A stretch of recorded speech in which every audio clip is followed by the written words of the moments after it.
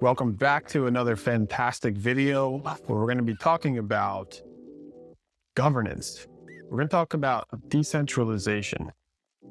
Decentralization is a big word that is being used to describe blockchain technology. So when you talk about cryptocurrencies, you talk about blockchain technologies, the word decentralization comes up. And with everything that's going on now with the regulatory environment, with the SEC, trying to figure out whether or not these cryptocurrencies are securities or whether they're commodities, right? That's another discussion on its own, and we're not going to be talking about that right now. It's my view that there are certain parameters that classify a cryptocurrency to be a security or a commodity. What really factors in heavily to determine whether or not a cryptocurrency project, protocol, a blockchain is a security or commodity relies heavily on its level of decentralization. And so you're seeing right now parameters being pioneered and set to distinguish whether or not a protocol is truly decentralized or it's just claiming to be decentralized. For instance, there is a lab at University of Edinburgh where they are going to come up with a rating system on how one could rate a cryptocurrency protocol in different levels of being decentralized. Okay. And one of the major aspects of a protocol being decentralized or not has to do with its governance. There are many other factors like the token distribution event or the token generation events, the TGE. Did they have venture capital funding it? How many people own the tokens? Is there a federated network of servers or actors controlling a majority of the network? Or is it more distributed over time? And if the protocol, and you name, there's so many of them right now that are out there, if a protocol does have a federated network of founders to begin the protocol and then achieves a more distributed network over time, does it go from a security to then a commodity? So there's a ton of questions out there. And here at Derek on Chain, here at Cryptofluency, we focus heavily on this understanding of this and research in depth, the differences. Okay, what blockchains are securities? What blockchains are commodities? What are rug pulls? What are scams? What are Ponzi schemes? There's so much out there that you really don't have any idea about. And here at Derek on Chain, here at Cryptofluency, we put out critical value. But I'm putting out a video. I'm really trying to profess as much value as I can, much education and knowledge to you as I can, so you can understand where you're at. And if you're going to get into the cryptocurrency market as a trader, as an investor, it's best to understand that it goes beyond just investing and trading. And the purpose of this video, especially, we're going to talk about the third tier of participating in these protocols. So it's not just about investing. It's not just about trading. It's about participation. And if a cryptocurrency project or protocol, even if people are telling me about, all the potential that this project could have, if it doesn't have a governance layer where there's active ability to participate, or at least on the roadmap that there is some promise of governance, then I'm not interested.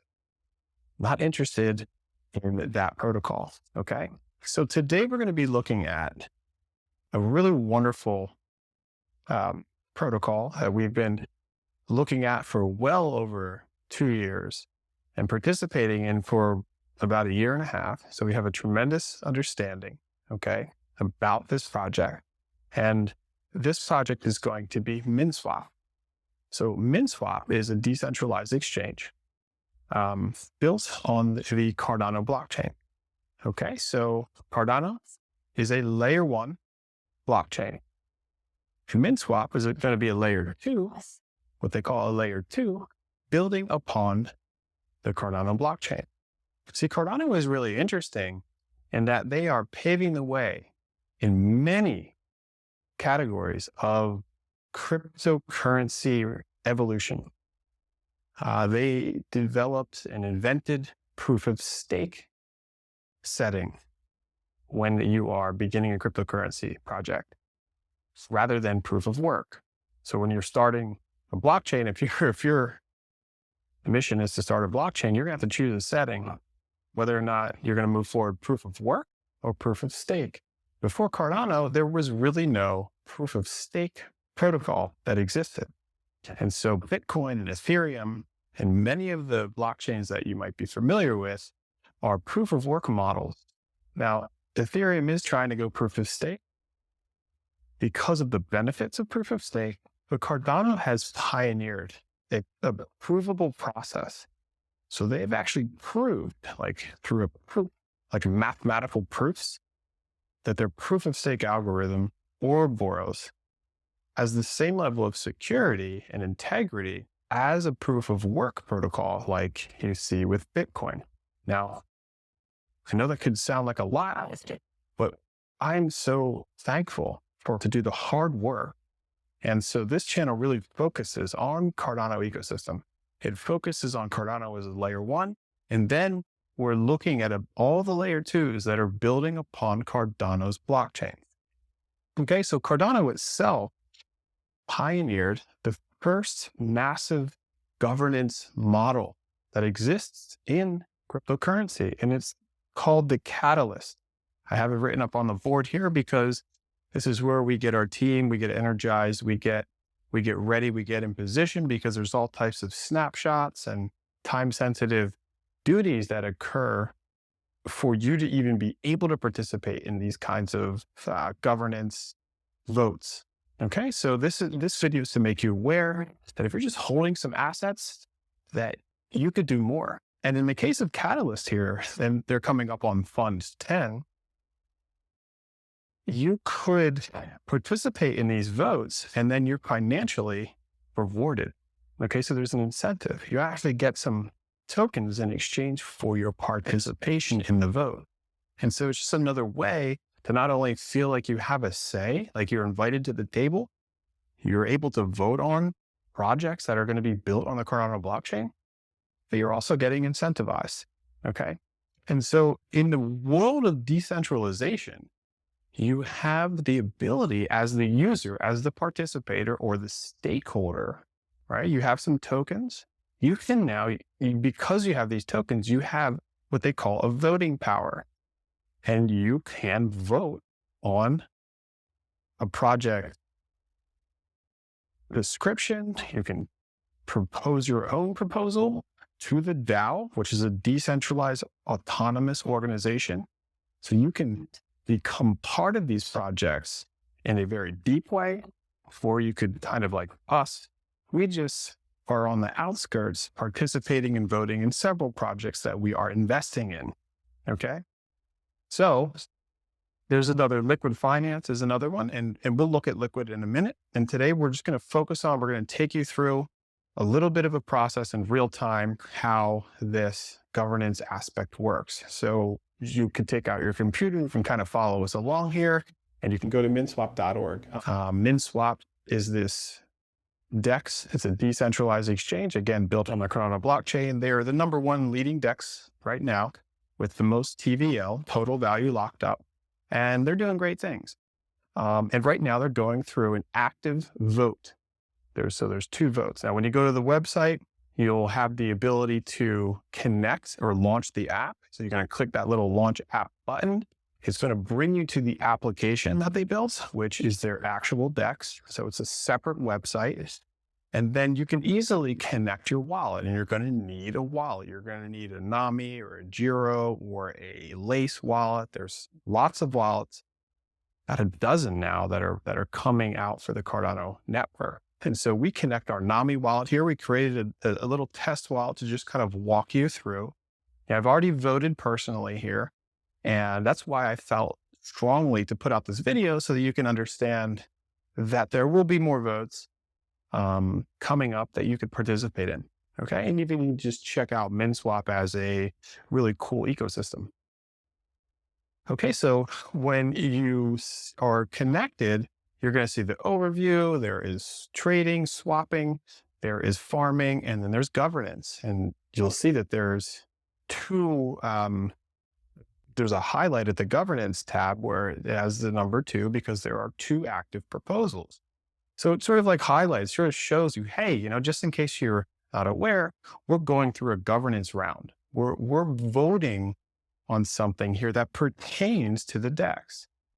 Okay, so I really think this is interesting because if you are a holder of the Min token, or if you are a liquidity provider where you provide your liquidity, your assets, like your ADA, which is Cardano, and Min, or your ADA in Liquid, or ADA and ViFi, or one of these other tokens on the DEX, you're actively participating on the DEX. And so these decisions that get proposed that you have a chance to vote on can affect the growth of your own assets, right? It can affect the yield, the APY that you'll be getting, the annual percentage yield, right? Or the APR, the annual percentage rate, depending on how you're participating, okay? And so we're going to click this governance tab. And in the governance tab, you're going to see right now that there is an active proposal going on. It's called the ADA Delegation Proposal. And I'm taking this right off the website here. You can follow along. It's to determine the direction of the staking of ADA in the Minswap liquidity pools. And then there are 3 possible strategies that are presented to the DAO to choose between. And I already mentioned that a DAO is a decentralized autonomous organization. So Minswap is a DEX. It's a decentralized exchange that also formed and has a DAO. And you can be part of this DAO. And we're going to look at some of the discussions where there are other people that are chiming in, proposing, and participating in this decentralized autonomous organization. Okay, so the first strategy says that you could, the first choice to vote on is going to be a randomized decentralization. Now, this is going to be a list of SPOs. And what is an SPO? An SPO is a stake pool operator that follow a series of requirements. And it's compiled and ranked in a randomized manner. And then ADA in the liquidity pools is delegated following that randomized ranking. You might read that and say, well, what the heck does that mean? Right? And I really don't understand. If you don't understand, there are documents here in the tabs where you can click and find out more information. And you can read through the discussions more and actually talk to people who will help you understand, no matter what your question is. I come to realize that in these groups and in these forums, there is no question that you can ask that anybody will make you feel like your question was stupid or irrelevant. I'm not a technical guy at all, far from technical. I'm not a developer at all, right? I can barely do my email. And so some of my questions about how something that they think is so easy is always handled so wonderfully and carefully. And then I end up feeling like I really do understand what the heck some of this stuff means.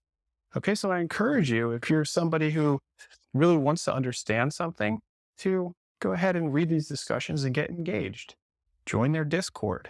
Back at their website, if you scroll down to the bottom of their website, you're going to see Discord icon, Twitter icon. Hit the Discord. Something I started to do about 1.5 years, and it is proven to be one of the greatest decisions I've ever made. I've never done Discord. I'm not a big social media person. But Discord is so fantastic. So they'll answer your questions. They'll take you serious. Okay. What's the second choice? The second is an active stake pool voting. A list of SPOs that follow a series of requirements is compiled, and a second governance vote is conducted where min holders can decide on their ranking. Okay. ADA in LPs, which are the liquidity pools, is delegated following that ranking. And then the third is profit maximization. So they can create as many min private stake pools that they need to support all of the ADA that the LPs will generate, right? And so you might be like, I don't know what a stake pool is. And so this takes me back to the Cardano model. Cardano has pioneered something called proof of stake, different than proof of work. And so without getting so deep into the weeds about proof of work and proof of stake, basically proof of work, okay, hang out with me for like 5 seconds here, 5 minutes maybe, max. Proof of work, okay, it doesn't rely on how much Bitcoin you have. So we're going to use Bitcoin to be specific. To prove the transaction validation in the Bitcoin network, there is a distance between the stakeholder, the people who have Bitcoins. So it actually doesn't matter how many Bitcoins that you have in relation to how much you have as any say in validating the network.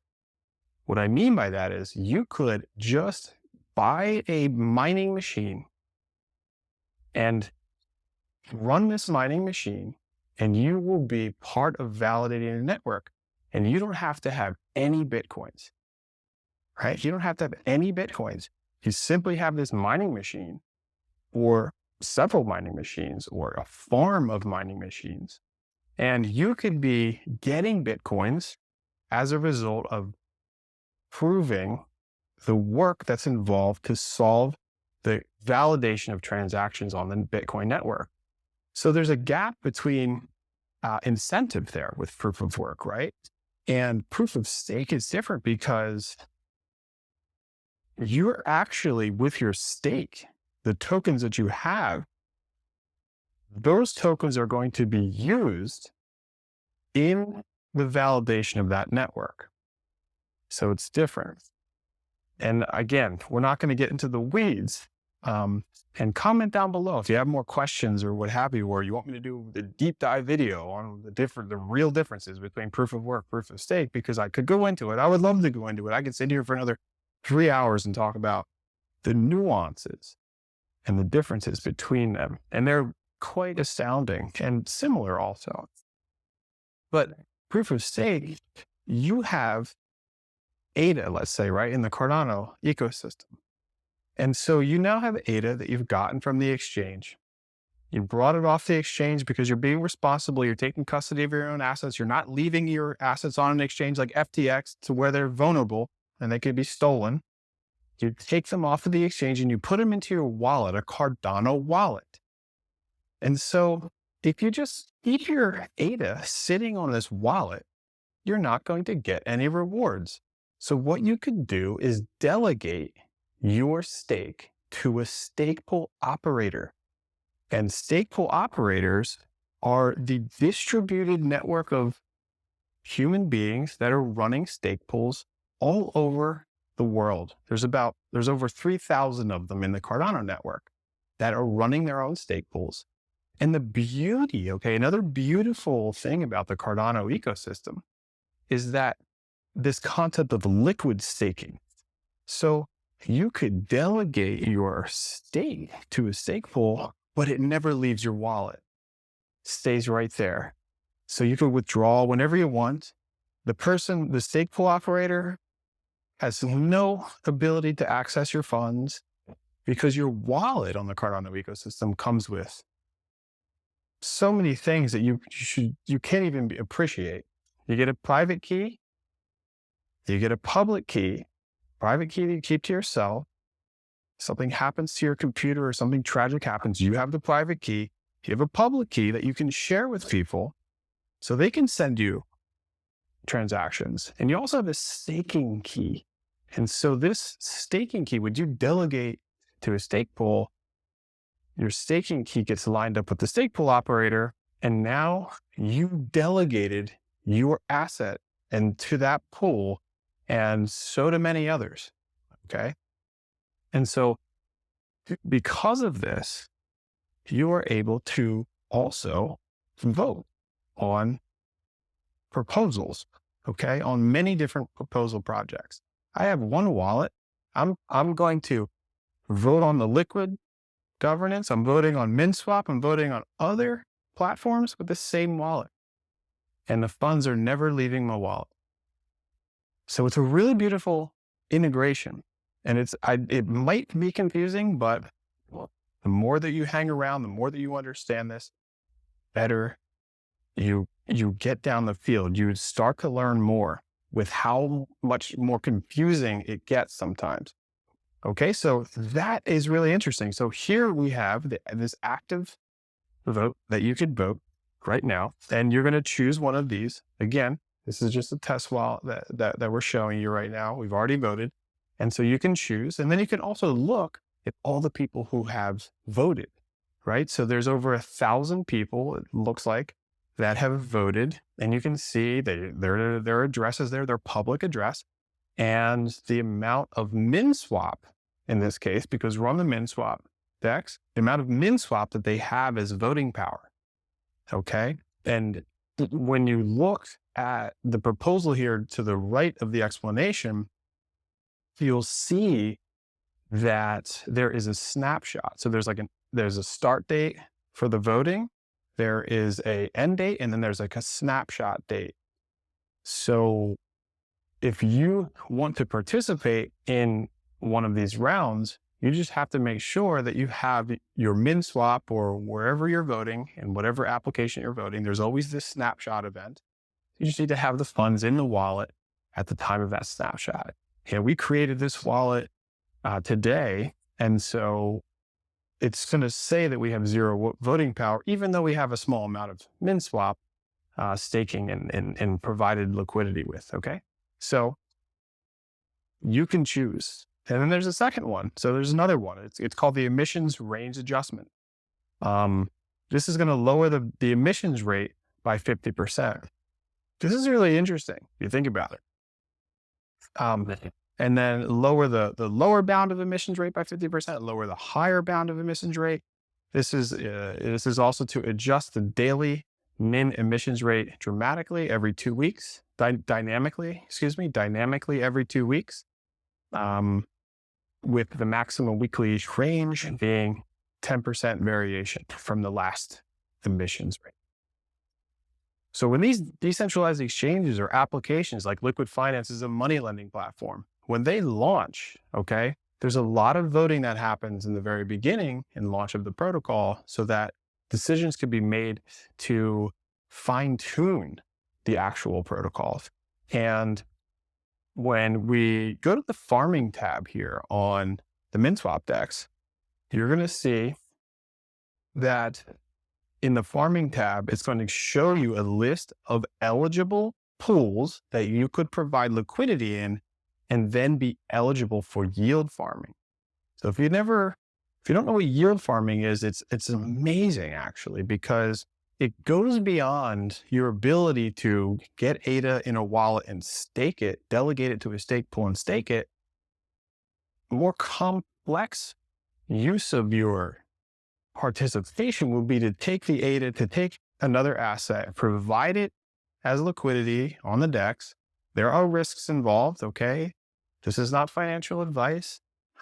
There are impermanent loss risks and things like that we're not going to get into in this video because we're not explaining how exactly to do this. And we've done some videos on liquidity mining and liquidity providing with the risk of impermanent loss in previous videos. You can go ahead and check them out. So what's cool is, because of impermanent loss, because there is this risk where if you provide a 50-50 ratio of assets, like 50% Cardano, 50% Minswap, and you put them in at the current exchange rate, and then in the volatility of the markets, one of the prices of one of the coins goes way up and it offsets that ratio. And so you might have less ADA in the pool than you started with and more Minswap. And so some people will really be upset because they lost ADA, even though they gained Minswap, or vice versa. They might gain a lot of ADA and lose some Minswap in the ratio of the pool.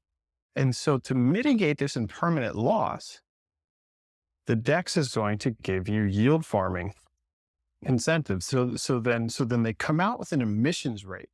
How many Min tokens is Minswap DEX going to release on a daily basis to facilitate these yield pools and give out to the participants, people like me and you, in the very beginning, the very few years? So the first 4 to 5 years, the DEX is going to do this.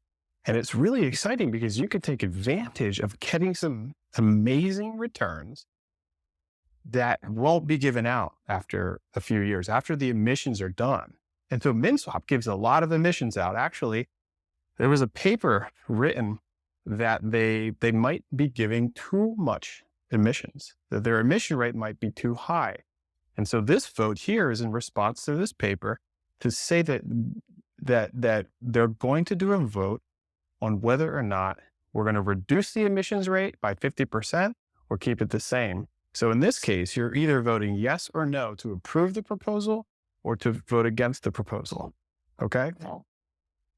So I think that it's a really amazing feature, because rather than just make the decision without you knowing about it, which is normally what happens in anything else that you ever are a part of, like anything else that you're a part of, right? Like Facebook or YouTube, when they make a decision and change something about the protocol, they don't ask you to vote. Now, imagine if they asked every participator what their thought was and you got to vote and it actually mattered. You'd feel a lot better. At least to just understand that you were kind of invited to the table.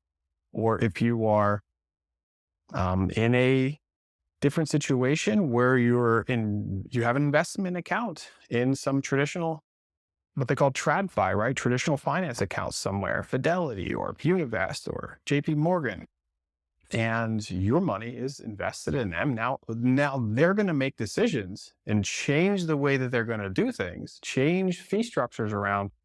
It's not like you're going to have a vote, right? You're not going to have a vote on whether or not, right? Like they're not going to include you into the table. That's what I see happening with these blockchain protocols. And Minswap is one that could be in some near future, a financial powerhouse, actually. I mean, these DEXs are going to go through some ginormous upgrades and newer versions come soon that could completely change the game of finance overall. Not just Minswap, there are so many of these decentralized exchanges and money lending platforms that are happening on multiple different blockchains. Okay, so I'm not saying that Minswap is the one. Minswap is just a really interesting community. I suggest you check them out before you would ever invest in Minswap or whatever. It's not that I'm encouraging you. I hope that you don't get that feeling that I'm trying to encourage you into any investment here. You should make your own decisions and recognize that rather than just buy your cryptocurrency, keep it on an exchange, that you might take it off the exchange, stake it into a stakeful operator, or consider providing liquidity to where you'd be eligible for yield farming and votes in a governance platform. Okay. And quickly, we'll just kind of go through Liquid Finance here. It's just another example of another protocol that has active voting, right? So it's the same kind of deal. You'll go to their website always, and then you always go to you launch their application from their website. There's always a button right there, and connect your wallet, and you're normally taken to the dashboard, and then we're just going to click on that governance button.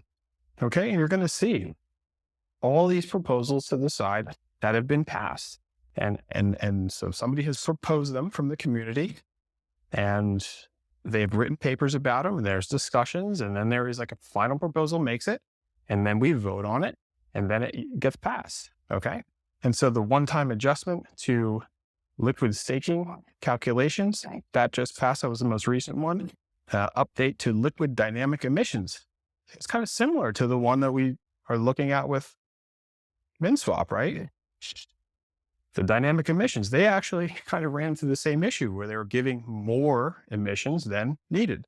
So if you're participating in some of these protocols in the very, very, very beginning, you might get some high emissions, right, for your participation. So it's always good to be early. And there's so many things that are happening constantly where you could be early into these protocols. And that's why Derek on Chain here, the channel, and Cryptofluency is here, because we are passionate about making you aware of the opportunities that are happening. Okay. Another one, activate LQ fee switch. Okay. It's the same one. In fact, when we go back in that Minswap, the third proposal that was down there that was closed was about turning on the fee switch. And so the fee switches, the emissions, this directly relates to your participation and whether or not you like the direction of where this protocol is going. So if you don't like what's going on, you can move on, take your assets somewhere else. If you do like what's going on, stay with the community. If you don't like them and you don't want to move yet, you can talk to them about it and say, I don't know, I want to propose something different. And the space is there for you to get involved. And so it's wonderful. It's like a part-time job. And you don't need to actually apply for the job. You could just show up and become part of these protocols and force your way into a job in a way, which is actually pretty interesting because, you know, it's no longer like you're applying for a job anymore in some cases with these protocols. You literally just begin to correspond and you have some ideas and you now are like working in the protocol. So this is just a quick video to talk to you a little bit about doing something more, thinking more than just trading, investing, and hoping and praying to gain, you know, like more value, right? To make more money or what have you, investing in cryptocurrencies. Okay, blockchain technology companies are revolutionizing the world in drastic and dramatic ways. And what's better about that is that you and I can participate in that direction, in actually shaping and changing the world for the better. Okay, so I hope that you learned something out of this video. I hope that you got confused at some point and that you have more questions to ask yourself, to do some more research, because the time is now. The time is right now to get as much knowledge as you can crammed into yourself so that you can take advantage of some of these opportunities that are flying by. Okay? So stay tuned, stay strong. We'll see you in another important video soon.